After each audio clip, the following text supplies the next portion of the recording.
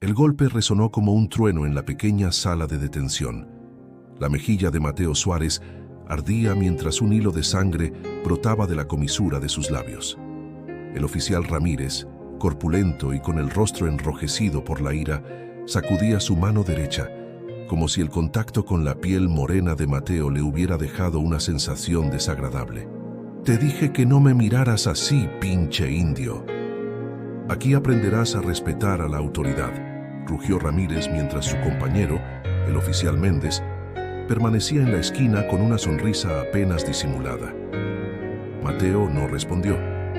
A sus 42 años, el hombre de ascendencia maya sabía que cualquier palabra podría empeorar la situación. En su lugar, mantuvo la mirada fija en el reloj de pared, las 10:47 de la mañana. Solo 4 minutos más y todo cambiaría. ¿No vas a decir nada? ¿O es que ni siquiera puedes hablar español correctamente? Méndez se acercó, inclinándose hasta quedar a centímetros del rostro de Mateo. El olor a cigarro y café barato le provocó náuseas. La pequeña comisaría de San Cristóbal de las Casas era un hervidero de actividad esa mañana. A través de las persianas polvorientas se filtraba la luz dorada de Chiapas, contrastando con la oscuridad del momento que Mateo estaba viviendo. «No tengo nada que explicarles», respondió finalmente Mateo, con un español impecable y voz serena. «Mi identificación está en mi maletín, el que ustedes confiscaron al detenerme sin motivo». Ramírez soltó una carcajada y se volvió hacia su compañero. «Escúchalo. El indio cree que tiene derechos. Seguro ni siquiera sabe leer». Tomó el maletín de cuero que descansaba sobre el escritorio y lo volteó, derramando documentos, una pluma estilográfica y un pequeño cuaderno. «Veamos qué robaste esta vez», murmuró, recogiendo lo que parecía ser una credencial. El silencio que siguió fue más aterrador que los gritos anteriores. Mateo observó cómo el color abandonaba el rostro del oficial. Sus ojos se movían entre la credencial y el rostro hinchado de Mateo, intentando hacer conexiones que su cerebro se negaba a aceptar. «Méndez», susurró Ramírez, con la voz quebrada. «Méndez es un juez». En ese momento las manecillas del reloj marcaron las 10:51. El sonido de tacones sobre el piso de baldosas anunció una presencia en el pasillo, segundos antes de que la puerta se abriera de golpe. Una mujer de unos 35 años, con traje sastre impecable y expresión firme, ocupó el umbral. Sus ojos recorrieron la escena en una fracción de segundo. Mateo esposado, con el rostro marcado por un golpe, los oficiales paralizados y los documentos esparcidos por el suelo. «Veo que ya conocieron al juez federal Mateo Suárez», dijo Talía Guzmán, asistente principal del Tribunal Supremo de Justicia. «El hombre que viene a supervisar las denuncias por discriminación racial dentro de la policía de Chiapas». La habitación pareció quedarse sin oxígeno. Ramírez intentó hablar, pero solo consiguió balbucear excusas ininteligibles. «Desespóselo. Ahora». La voz de Talía era hielo puro. Mientras Méndez se apresuraba a liberar a Mateo, Talía dio 3 pasos hacia Ramírez, quien retrocedió hasta toparse con la pared. «Oficial Ramírez, ¿verdad? Felicidades. Acaba de proporcionarnos evidencia de primera mano para nuestra investigación». Mateo se puso de pie lentamente, masajeando sus muñecas. Los fluorescentes del techo dibujaban sombras sobre las cicatrices de su rostro, marcas de una vida que estos oficiales nunca podrían comprender.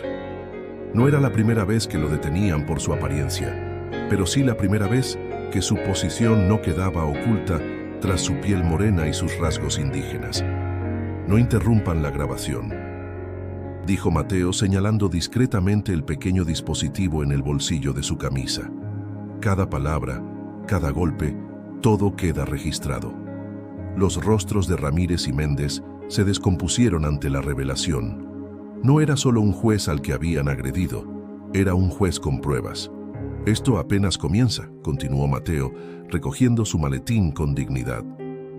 «Y créanme cuando les digo que lo que viene será mucho peor que cualquier cosa que puedan imaginar». Lo que ninguno de los presentes sabía era que a 5 kilómetros de distancia, Un grupo de manifestantes rodeaba ya la sede del gobierno estatal. Y entre ellos, sosteniendo una pancarta con el rostro de Mateo, estaba Carmela, la única hija del juez, organizando la revolución que pronto sacudiría los cimientos del sistema. Si esta historia ya ha tocado tu corazón, suscríbete al canal y dinos en los comentarios.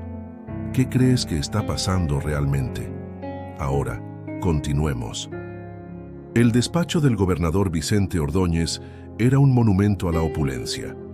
Madera de caoba tallada, piso de mármol importado de Italia y una vista panorámica de San Cristóbal que hacía parecer diminutas las protestas que se desarrollaban en la plaza central. «Dígame que esto es una broma de mal gusto», espetó Ordóñez, lanzando el informe sobre su escritorio. La fotografía de Mateo Suárez con el rostro golpeado se deslizó hasta el borde. ¿Cómo demonios permitieron que esto sucediera? Un juez federal, y para colmo, la prensa ya está encima. El secretario de Seguridad Pública, Javier Montero, mantenía la mirada fija en sus zapatos. Señor, los oficiales Ramírez y Méndez no sabían quién era. Lo confundieron con un sospechoso de robo que...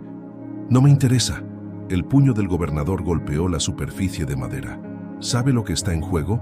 Este juez no viene solo por simples denuncias.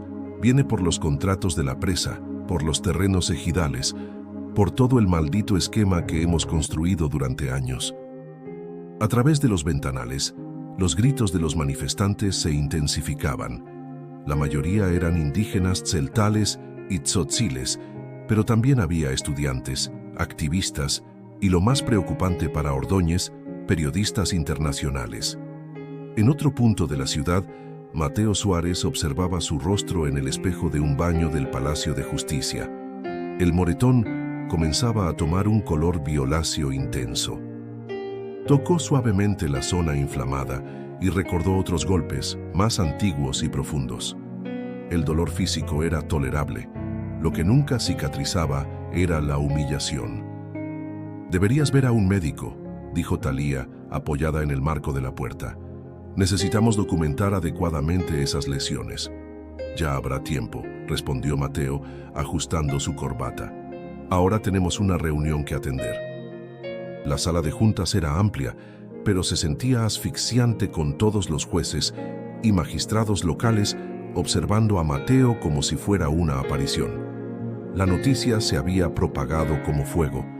El juez federal que venía a investigar corrupción y discriminación había sido víctima del mismo sistema que pretendía examinar. «Colegas», comenzó Mateo, su voz firme a pesar del dolor en su mandíbula. «Agradezco su presencia. Los acontecimientos de esta mañana solo confirman la urgencia de nuestra misión». Proyectó en la pared una serie de fotografías, terrenos despojados a comunidades indígenas, manifestantes golpeados por policías, contratos firmados bajo coerción.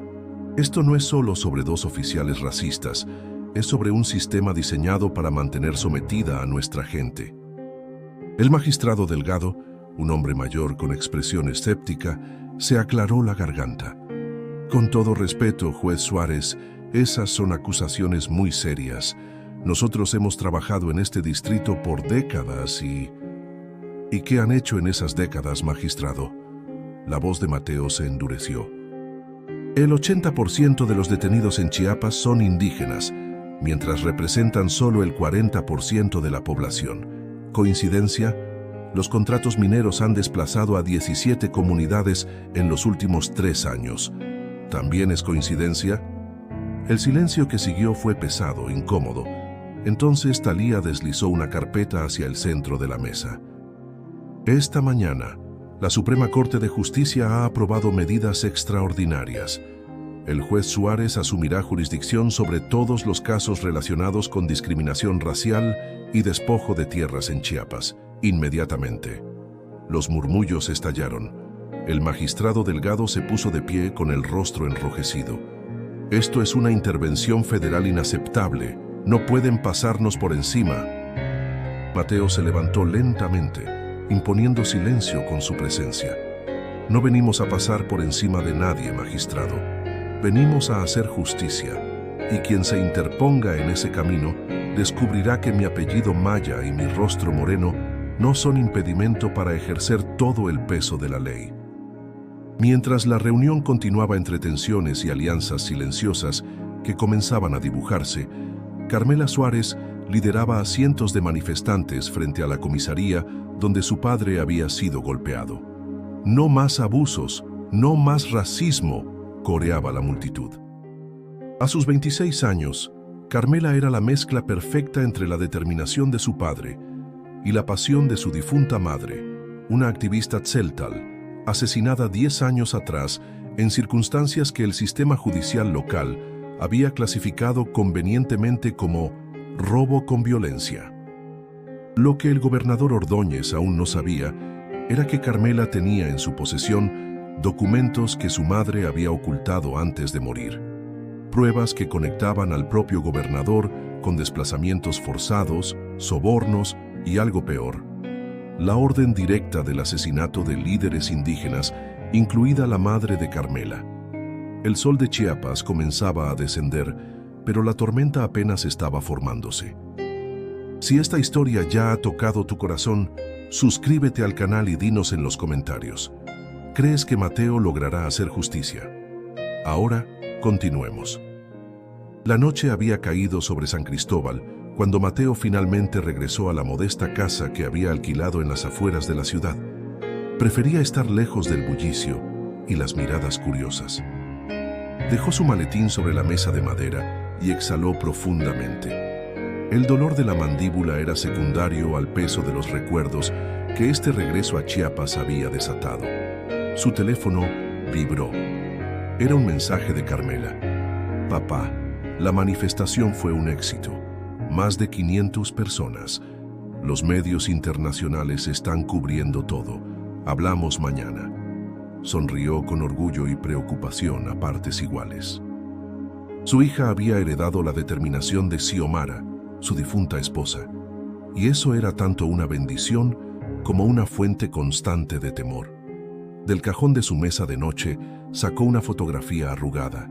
Él y Xiomara, 20 años atrás, ambos jóvenes abogados idealistas trabajando en comunidades marginadas. Ella, con su trenza larga y su sonrisa luminosa, sostenía a una Carmela de apenas 6 años. Debería haber estado aquí, murmuró a la fotografía. Debería haber luchado junto a ti. Un ruido en la puerta lo alertó. Guardó la fotografía y se acercó cautelosamente. Al abrir, encontró a una anciana de rostro arrugado y mirada penetrante. Doña Josefina, dijo Mateo sorprendido. La mujer, que debía tener más de 80 años, asintió levemente.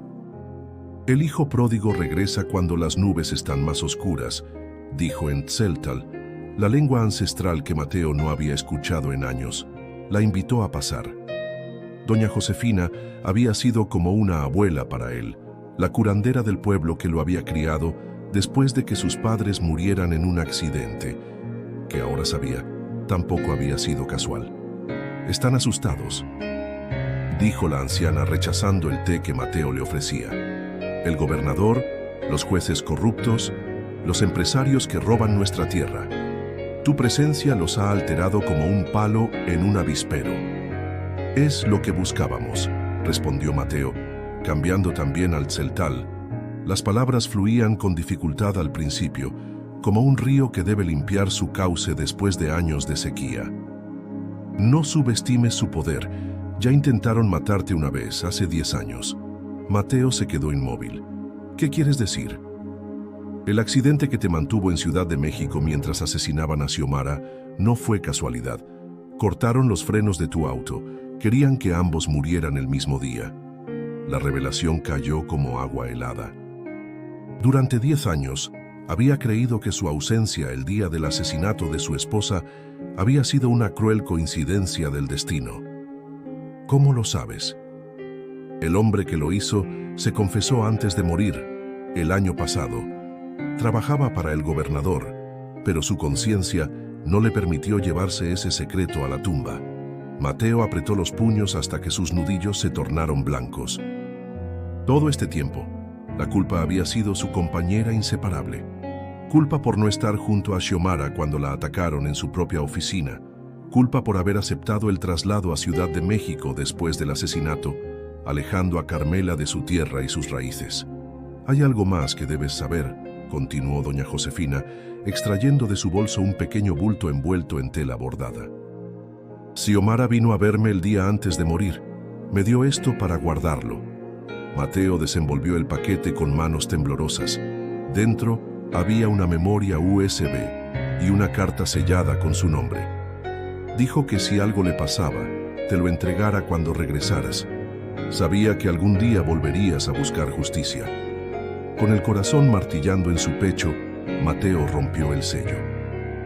La letra de Xiomara, clara y decidida, parecía cobrar vida en el papel. Mi amado Mateo, si estás leyendo esto, significa que mis sospechas eran ciertas.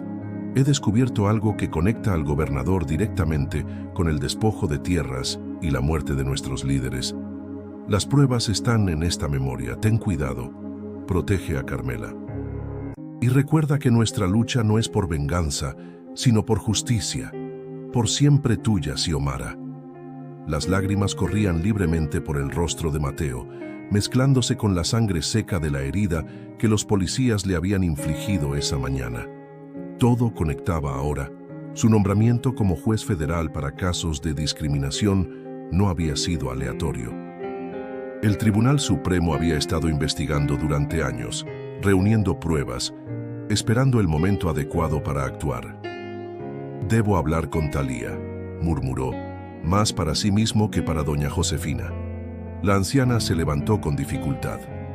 «Ten cuidado, hijo. Los árboles más altos son los primeros que intenta derribar el viento». Cuando la puerta se cerró tras la anciana, Mateo conectó la memoria USB a su computadora. Los archivos se abrieron revelando fotografías, documentos firmados, transferencias bancarias y una lista de nombres. Nombres de personas que habían sido asesinadas por orden directa del gobernador Ordóñez. El primer nombre en la lista, Xiomara Suárez.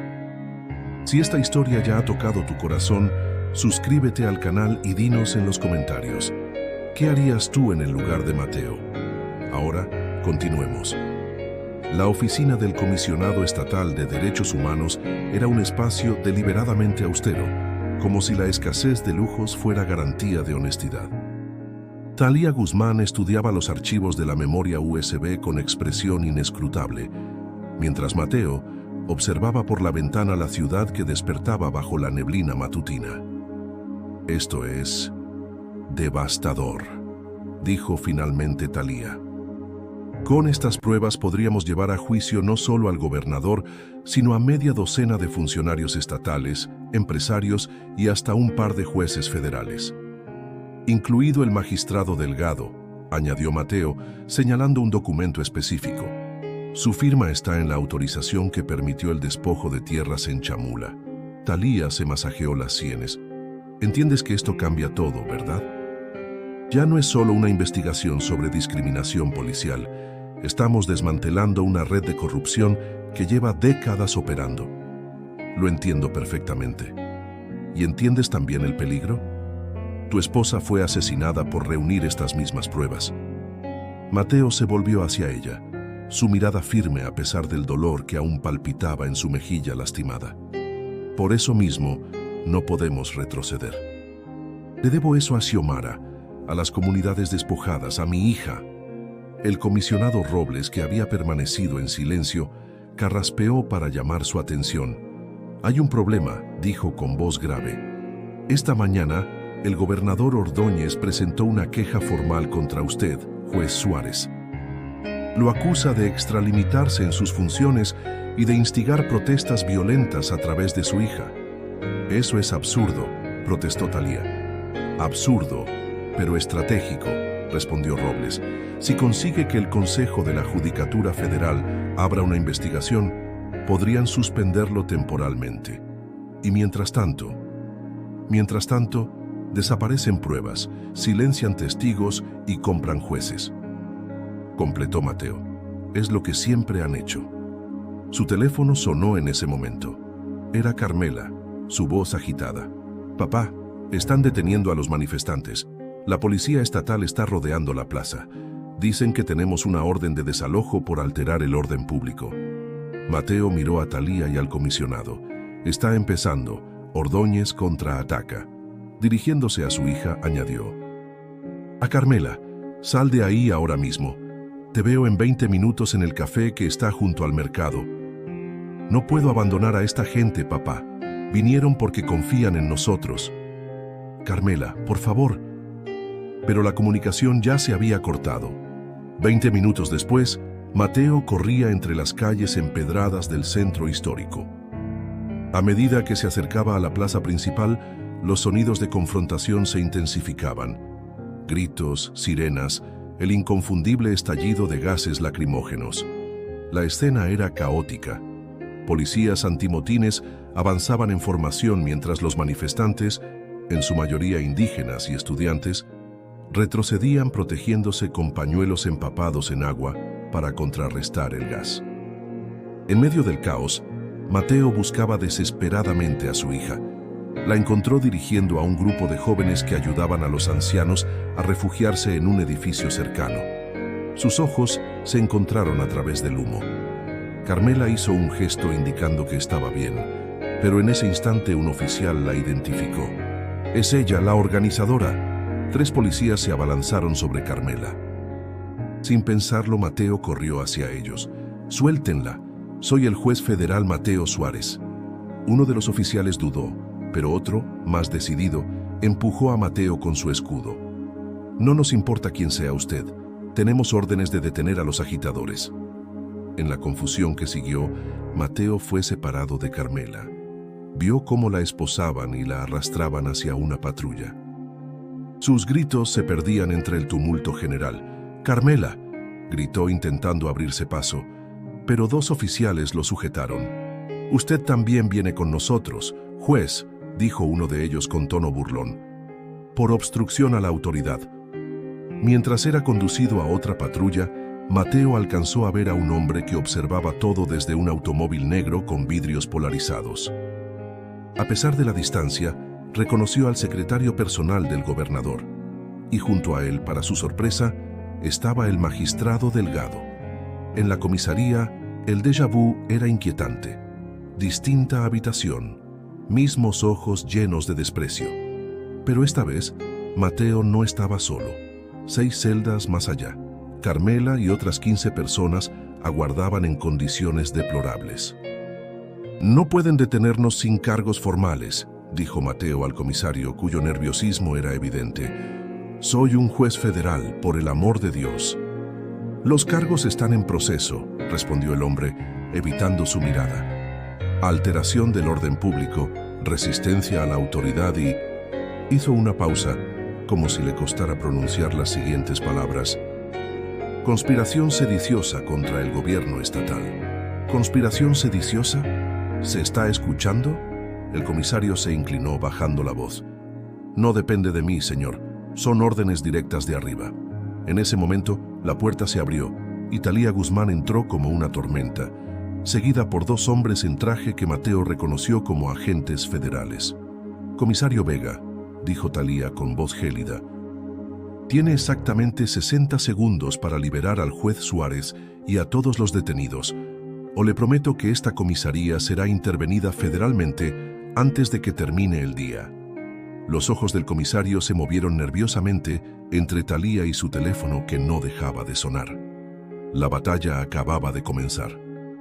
Si esta historia ya ha tocado tu corazón, suscríbete al canal y dinos en los comentarios. ¿Podrá Thalía liberarlos a todos? Ahora, continuemos. La habitación del hotel donde se habían refugiado, Mateo, Carmela y Thalía, se había convertido en un improvisado centro de operaciones. Mapas de la región, documentos legales y 3 computadoras portátiles ocupaban cada superficie disponible.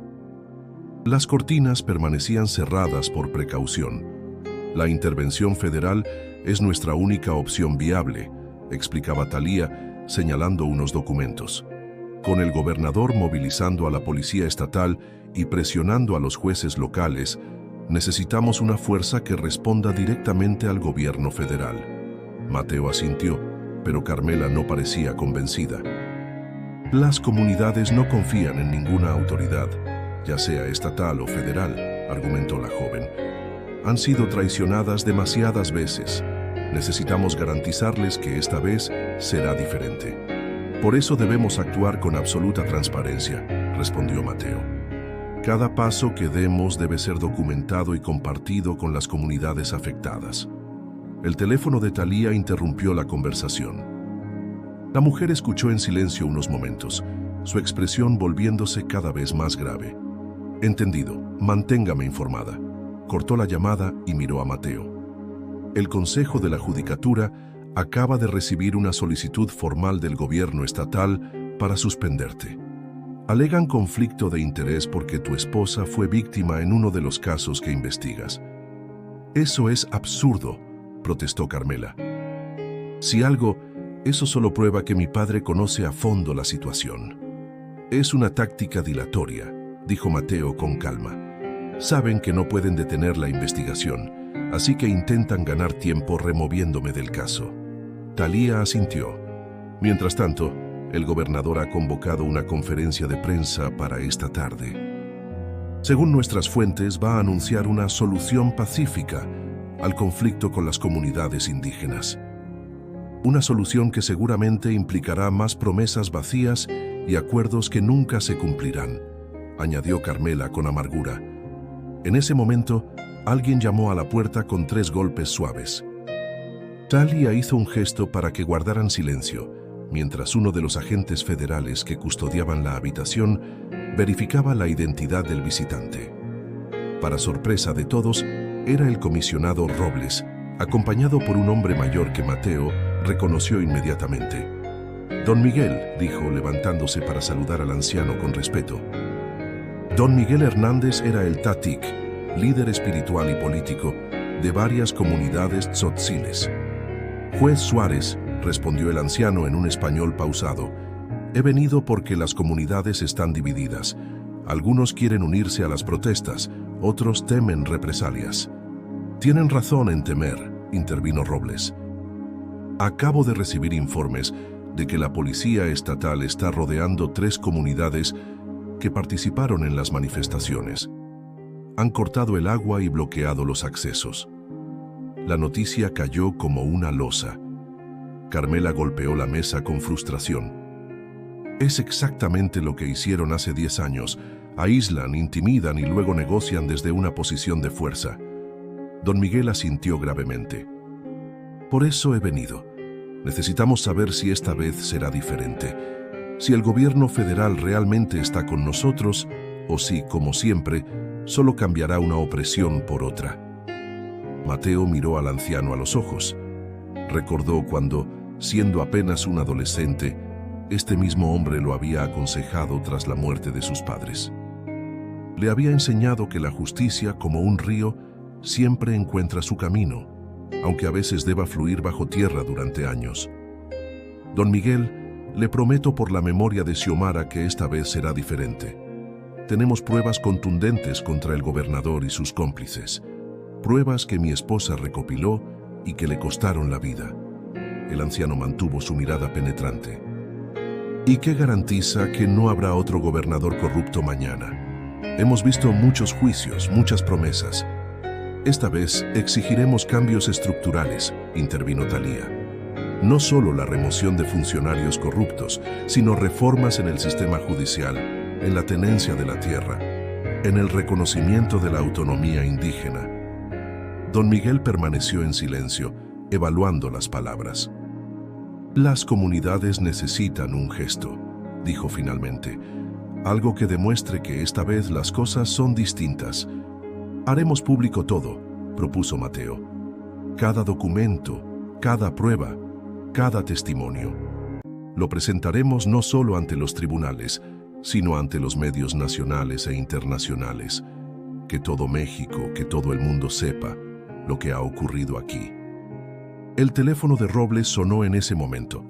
La breve conversación que mantuvo tensó visiblemente sus facciones. El gobernador acaba de anunciar que solicitará la intervención del ejército para restaurar el orden en las comunidades rebeldes. Un silencio helado descendió sobre la habitación. La invocación del ejército era el último recurso, una medida que evocaba los peores momentos de la represión contra las comunidades indígenas. «No tiene autoridad para eso», respondió Thalía. «Necesitaría la aprobación federal». «Está presionando públicamente para obtenerla», explicó Robles, presentando la situación como un levantamiento armado contra el Estado. Mateo intercambió una mirada con Carmela y luego con don Miguel.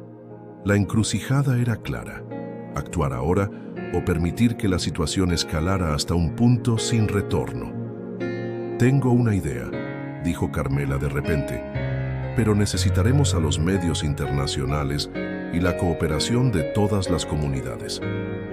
Todos se volvieron hacia ella, mientras afuera el sol comenzaba a descender sobre San Cristóbal de las Casas, tiñendo de naranja las montañas que habían sido testigos de siglos de injusticia y de resistencia. Si esta historia ya ha tocado tu corazón, suscríbete al canal y dinos en los comentarios: ¿cuál crees que es el plan de Carmela? Ahora, continuemos. El amanecer encontró a la ciudad de San Cristóbal dividida por barricadas. De un lado, la policía estatal y simpatizantes del gobierno. Del otro, miles de indígenas tzeltales, tzotziles, choles y zoques que habían acudido al llamado de don Miguel. Entre ambos grupos, una delgada línea de periodistas internacionales documentaba cada movimiento. En el centro de operaciones improvisado, Carmela exponía los detalles finales de su plan. Los 5 puntos estratégicos están ya ocupados por representantes de las comunidades, explicaba señalando un mapa. Cada grupo está encabezado por un anciano respetado y acompañado por al menos 3 periodistas internacionales. ¿Y los documentos?, preguntó Thalía tecleando frenéticamente en su computadora. «Listos para ser publicados simultáneamente en 20 medios diferentes», respondió uno de los abogados voluntarios. «Internacionales, nacionales y locales. Una vez que esto salga a la luz, no habrá forma de enterrarlo». Mateo observaba con una mezcla de orgullo y preocupación. El plan de Carmela era brillante en su sencillez: convertir la narrativa del conflicto mediante una resistencia pacífica masiva, acompañada por una avalancha de evidencias documentales sobre la corrupción del gobierno estatal. Los medios internacionales servirían como escudo protector, haciendo imposible una represión violenta sin consecuencias diplomáticas severas. «El gobernador Ordóñez acaba de llegar al palacio», informó un joven que monitoreaba las comunicaciones. «Está furioso. Exige hablar con los líderes de la protesta». «Que siga esperando», respondió Carmela con firmeza. «Cada minuto que pasa, más personas se unen a nosotros. Y consultó su reloj, exactamente 40 minutos. Los documentos serán públicos». Mateo se acercó a su hija. «Carmela, esto va a funcionar. Pero cuando los documentos se publiquen, Ordóñez sabrá que fuimos nosotros quienes los teníamos. Vendrá por ti». «Que lo intente», respondió ella, con la misma determinación que había caracterizado a su madre. «Esta vez no estamos solos». En ese momento, la puerta se abrió y entró don Miguel, acompañado por 3 ancianas que llevaban los atuendos tradicionales de sus respectivas comunidades. «Las madres de los desaparecidos están listas», anunció el anciano. «Ocuparán la primera línea junto con las viudas. Nadie, ni siquiera el policía más despiadado, se atreverá a tocarlas ante las cámaras». La estrategia se basaba en la tradición ancestral de las comunidades, donde las mujeres mayores ocupaban un lugar de profundo respeto. Atacarlas sería percibido como una afrenta imperdonable, no solo para los indígenas, sino para cualquier observador. «Recibí confirmación de Ciudad de México», dijo Thalía, levantando la vista de su teléfono. «La Suprema Corte acaba de rechazar la solicitud de suspensión contra el juez Suárez. Además, han emitido una orden federal prohibiendo cualquier intervención militar en Chiapas sin autorización judicial expresa». Un suspiro de alivio recorrió la habitación. Era la primera victoria tangible, un indicador de que el sistema federal estaba, al menos momentáneamente, de su lado. También tengo noticias, añadió Robles. 3 de los jueces locales que aparecen implicados en los documentos han solicitado protección a cambio de testimonios completos. Están dispuestos a confesar. Las ratas abandonan el barco, murmuró Carmela con desdén. No, hija, corrigió Mateo. Son piezas clave para desmantelar todo el sistema. Sus testimonios serán cruciales para probar la responsabilidad directa del gobernador en los asesinatos, incluido el de tu madre. Un silencio solemne siguió a estas palabras. Para muchos en esa habitación, el caso iba más allá de la justicia abstracta. Era personal. Familiares desaparecidos, tierras arrebatadas, décadas de humillaciones. Es hora, dijo finalmente don Miguel. Debemos unirnos a nuestra gente. Mientras se preparaban para salir, Talía se acercó a Mateo. Hay algo que debes saber, dijo en voz baja.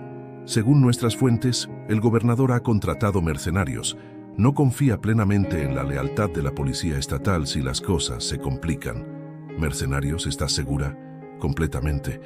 Exmilitares, probablemente. Están alojados en una hachi. ¿Mercenarios, estás segura? Completamente. Exmilitares, probablemente. Están alojados en una hacienda a las afueras. Si Ordóñez se siente acorralado, podrían entrar en acción. Mateo sintió un escalofrío. La memoria de lo ocurrido décadas atrás en comunidades como Acteal, donde paramilitares habían masacrado a decenas de indígenas, permanecía viva en la conciencia colectiva de Chiapas. Necesitamos advertir a don Miguel, dijo, pero el anciano ya se había marchado. Cuando el grupo salió a las calles, el panorama era impresionante. Miles de personas habían formado un cordón humano alrededor del Palacio de Gobierno. Las mujeres mayores, tal como habían planeado, ocupaban la primera línea, sus rostros arrugados por el tiempo, pero firmes en su determinación. Detrás de ellas, jóvenes con cámaras, periodistas de diversos países y observadores de derechos humanos formaban una barrera protectora. Carmela se abrió paso hasta el frente, donde un improvisado sistema de altavoces había sido instalado. Su voz, clara y potente, resonó en la plaza. Pueblo de Chiapas, hermanos y hermanas, hoy no venimos a pedir justicia, venimos a exigirla. Durante demasiado tiempo nuestras voces han sido silenciadas, nuestras tierras robadas, nuestros líderes asesinados. La multitud rugió en aprobación. Mateo observaba a su hija con una mezcla de orgullo y temor. En ese momento, era la viva imagen de Xiomara, con la misma pasión ardiendo en sus ojos. En exactamente 15 minutos, continuó Carmela, el mundo entero conocerá la verdad sobre el gobernador Ordóñez y sus cómplices. Sabrán cómo ordenaron el asesinato de mi madre, Xiomara Suárez, y de docenas de líderes comunitarios. Cómo falsificaron documentos para robar tierras ancestrales. Cómo compraron jueces y silenciaron testigos. A pocos metros, en el balcón del palacio, el gobernador Ordóñez apareció flanqueado por su gabinete.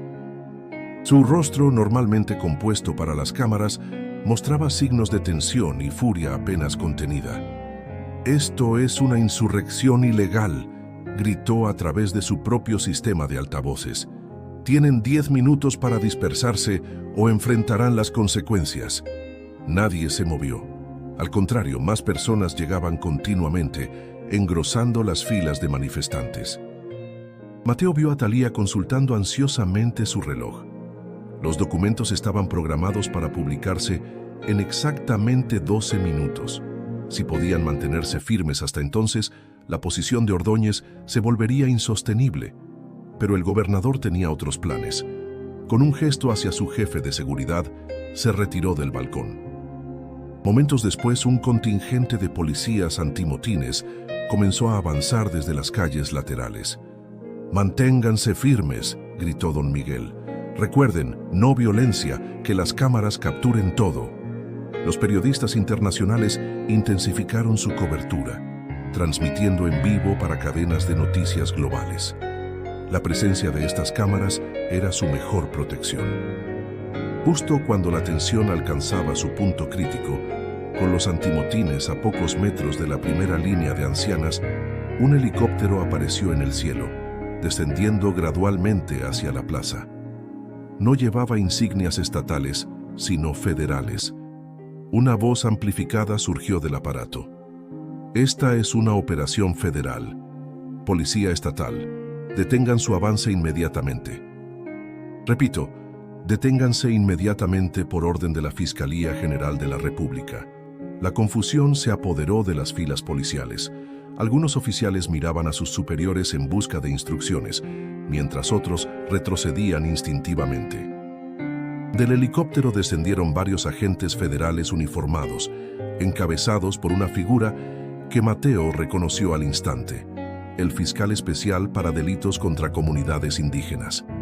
Gobernador Vicente Ordóñez, proclamó el fiscal a través de un megáfono. Por orden de la Fiscalía General, queda usted detenido por los delitos de corrupción, abuso de autoridad, desplazamiento forzado y asociación delictuosa. Un rugido de júbilo recorrió la multitud. Carmela buscó la mirada de su padre, compartiendo un momento de triunfo contenido. Pero la victoria era prematura. Desde el techo del Palacio de Gobierno, varios hombres armados que no vestían uniformes oficiales aparecieron súbitamente, apuntando hacia la plaza. «¡Los mercenarios!», gritó Thalía. «¡Todo el mundo al suelo!». La primera ráfaga de disparos rasgó el aire, provocando gritos y pánico. Los agentes federales respondieron inmediatamente, protegiendo a los civiles mientras devolvían el fuego. En la confusión, Mateo perdió de vista a Carmela. Desesperado, se abrió paso entre la multitud que huía, gritando su nombre. A su alrededor, el caos era total. Personas corriendo en todas direcciones, el tableteo de las armas automáticas, los gritos de los heridos. Y entonces la vio. Carmela estaba ayudando a una anciana a ponerse a cubierto. Corrió hacia ella, pero en ese instante, un hombre vestido de civil apareció entre la multitud. Mateo reconoció al secretario personal del gobernador y llevaba un arma en la mano. «Carmela, cuidado», gritó, lanzándose hacia ella. El disparo resonó en la plaza como un trueno. Si esta historia ya ha tocado tu corazón, suscríbete al canal y dinos en los comentarios, ¿quién crees que recibió el disparo? Ahora, continuemos. El disparo resonó en la plaza. Mateo sintió el impacto en su hombro, un dolor agudo que le hizo caer de rodillas. Había logrado interponerse entre la bala y Carmela. «¡Papá!», gritó ella, sosteniendo su cuerpo mientras agentes federales reducían al secretario del gobernador. En el hospital, Thalía les informó. Ordóñez fue capturado intentando huir hacia Guatemala. Los documentos han causado un terremoto político. El presidente ha ordenado intervención federal en Chiapas. «¿Y el caso de mi madre?», preguntó Carmela. «Reabierto oficialmente. Con nuestras pruebas, los responsables recibirán cadena perpetua». «No es suficiente», murmuró Carmela. «Nada traerá de vuelta a mi madre». «La justicia legal nunca será suficiente», concedió Mateo. «Pero es un comienzo». 3 semanas después, en un claro de la selva, se celebraba una ceremonia sin precedentes. Bajo un toldo que protegía del sol, representantes del gobierno federal, incluidos Mateo y Thalía, se reunían con líderes de 20 comunidades indígenas siguiendo el protocolo tradicional. Cada persona hablaba sin ser interrumpida. El silencio formaba parte del diálogo y las decisiones se tomaban por consenso. «Este es el primer tratado entre el Estado y los pueblos originarios basado en respeto mutuo», explicaba Mateo a los periodistas. «No se trata solo de reparar daños, sino de transformar la relación». El documento firmado ese día recogía acuerdos históricos: devolución de tierras ancestrales, reconocimiento de sistemas normativos indígenas, inversiones decididas por las propias comunidades y protocolos de consulta previa para proyectos en sus territorios. Al concluir, don Miguel se acercó a Mateo, que observaba a Carmela conversando con jóvenes indígenas sobre un futuro centro cultural. «Tu esposa estaría orgullosa», dijo el anciano en tzeltal. «Tu hija también lo está, aunque aún carga con mucho dolor. El río siempre encuentra su camino, respondió Mateo en la misma lengua. A veces debe fluir bajo tierra, pero siempre emerge a la superficie. Has recuperado nuestra lengua, y con ella parte de tu espíritu. Era cierto. En Ciudad de México, Mateo había abandonado muchas de sus raíces. Ahora entendía que la verdadera transformación vendría de integrar ambos mundos. Semanas después, frente a la tumba de Xiomara, Mateo y Carmela depositaban un ramo de flores silvestres y un documento enmarcado: el acuerdo de autonomía y respeto mutuo, firmado con las comunidades. «Lo logramos, mamá», susurró Carmela. «Tu lucha no fue en vano». A lo lejos, las montañas de Chiapas se recortaban contra un cielo azul, testigos de siglos de resistencia y ahora del comienzo de una nueva era donde la justicia, como el río en los antiguos poemas tzeltales, encontraba su cauce a la luz del día. «Este es solo el principio», dijo Mateo. «El verdadero trabajo comienza ahora. Y estaremos aquí para hacerlo, juntos».